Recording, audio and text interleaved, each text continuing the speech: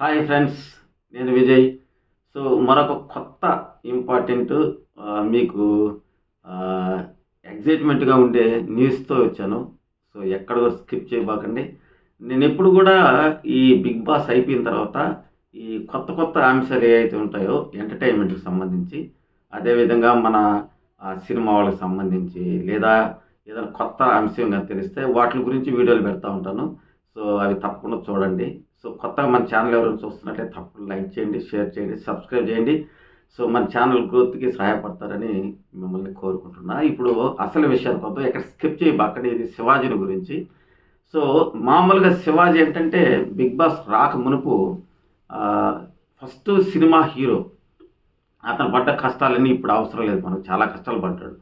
So అతను నటించే సినిమాల్లో కూడా కొన్ని మార్కబుల్ పిక్చర్స్ ఉన్నాయి. అది అది తెలిసిన విషయమే. తర్వాత కొన్నేళ్ల పాటు అతను సినిమా ఫీల్డ్కి దూరంగా ఉన్నాడు. ఆ తర్వాత బీజేపీలో చేరాడు. తర్వాత బయటకు వచ్చాడు. తర్వాత ఆంధ్ర విడిపోయిన తర్వాత కూడా పోరాటం చేశాడు. విడిపోక ముందు కూడా పోరాటం చేశాడు. అదేవిధంగా ఇది ఇంటర్వ్యూలు ఇస్తున్నాడు. సో ఇంటర్వ్యూలో కూడా ఎక్కడ కూడా తనకుడు పెనకడు. సో అతనికి నచ్చిన విధంగా మాట్లాడతాడు. సో ఎక్కడ కూడా ఏమంటారో అది ఇతరుల దగ్గర నుంచి ఎదుటిగా అతని మీద ప్రశ్నలు వచ్చే విధంగా ఉండవు, కానీ ఇతనే ప్రశ్నలు వేసేటట్టు ఉంటాయి ఆ ఇంటర్వ్యూలు మీరు కానీ చూసినట్లయితే. అది రాజకీయ కోణం. సో ఇక్కడ మనం ఏంటంటే ఇటీవల జరిగినటువంటి 2 రోజుల క్రితం జరిగినటువంటి ఒక ప్రైవేట్ ఛానల్కి ఇచ్చినటువంటి ఇంటర్వ్యూలో బిగ్ బాస్ సంబంధించిన శివాజీ గారు అయితే మంచి విషయాలు షేర్ చేసుకున్నాడు. అందులో భాగంగా ఏంటంటే నీకు కూతురుతో ఎందుకు మాట్లాడడం లేదు, మీకు మరొక పెళ్ళి అయిందని అంటే అతను నవ్వి ఊరుకున్నాడు తప్పితే జవాబు అయితే చెప్పలేదు. సో మామూలుగా అయితే అతనికి 3వ కూతురు ఉందనేది ఎవరికి తెలియదు, ప్రపంచానికి ఎవరికి తెలియదు. కాకపోతే కొంతమంది బయట పెట్టడం జరిగింది. అతని సమాధానం నవ్వే. అంతేగాని అతనికి అంటే నవ్వు అంటే నాకు కూతురు ఎక్కడ ఉంటారో బాబు మీరు చూపించండి అన్నట్టుగా మాట్లాడాడు.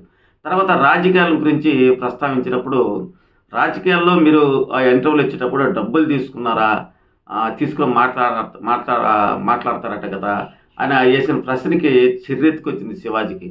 శివాజీ మామూలు మనిషి ఏం కాదు. ఒకప్పుడు పేదోడు కావచ్చు, ఇప్పుడు బాగా సంపాదించుకున్నాడు. ఇక్కడ అతనికి ఆ మాట అనగానే చివుక్కుమనింది. ఎక్కడ కూడా అతను డబ్బులు తీసుకునే వ్యక్తిత్వంగా అయితే కాదనేది మనకు తెలుస్తున్న సమాచారం. దానికి అతను ఏమన్నాడంటే, నాకు ఎదురిస్తే నాకు కనుక నన్ను కలిగితే మాత్రం నేను ఎదురెళ్తా. సో లేదా అది నిరూపిస్తే నేను చచ్చిపోతాను. అంటే ఏ నాయకుడైనా ఏ పార్టీ అయినా నాకు డబ్బులు ఇచ్చినట్టుగా మీరు నిరూపిస్తే ఇప్పటికిప్పుడు చచ్చిపోతా ఆత్మహత్య చేసుకుని అన్నట్టుగా చెప్పాడు. నిజంగా డబ్బులు తీసుకునే రకం అయితే కాదు శివాజీ అనేది మనకు కొన్ని సోర్సెస్ ద్వారా మనకు తెలుస్తూ ఉంది. పర్సనల్గా కూడా మనం అతని లైఫ్ని గురించి కూడా చూసినప్పుడు కూడా ఎక్కడ డబ్బులు తీసుకున్నట్టుగైతే లేదు. టీవీ 9లో పెట్టుబడులు పెట్టాడు అనేది, ఆ షేర్లు అవన్నీ కూడా అప్పుడు తెలిసిన విషయం. అది ఆ గందరగోళం అనేది అవన్నీ మనకు అనవసరం.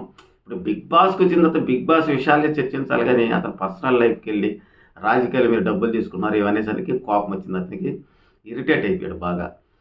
మరొక విషయం ఏంటంటే బిగ్ బాస్లో ఉన్నటువంటి ఆ స్పై బ్యాచ్ ఏదైతే ఉందో వాళ్ళైతే హ్యాపీగా ఎంజాయ్ చేస్తూ ఉన్నారు. వాళ్ళు తీసేటువంటి అది ఏమంటారు దాన్ని, వెబ్ సిరీస్, దాని గురించి అయితే దీర్ఘంగా ఆలోచిస్తూ చర్చలు జరుగుతూ దానికోసం తయారైతే అన్ని ఏర్పాట్లు చేస్తూ ఉన్నారు. సో ఇది ఇప్పుడు దాకున్నటువంటి శివాజీ గారి గురించి అప్డేటు. అదేవిధంగా మన ప్రియాంక, అదేవిధంగా శోభా శెట్టి గురించి మరొక విషయం ఉంది ఫ్రెండ్స్. దాన్ని మరొక వీడియోలో షేర్ చేసుకుంటాం. ఇప్పుడు కూడా ఎవరైనా లైక్ చేయకుండా ఉంటే లైక్ చేయండి, షేర్ చేయండి, సబ్స్క్రైబ్ చేయండి. Thank you very much.